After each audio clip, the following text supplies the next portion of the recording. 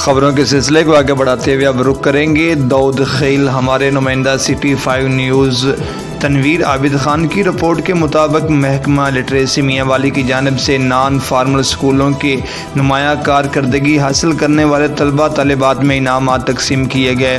D O literacy Abdul Latif Khan کی جانب سے سی او ایجوکیشن میاں والی آغا وزیر احمد اور ڈی ای او ایلیمنٹری ملک سعد رسول نے ان کے دفتر میں انعامات تقسیم کیے۔ کورونا کے خدشات اور سکولوں کی بندش کی وجہ سے سادہ سی تقریب میں محدود بچوں کو دفتر میں انعامات دیے گئے، جبکہ باقی ماندہ بچوں کو سکول کھلنے کے بعد ان کے سکولوں میں انعامات دیے جائیں گے۔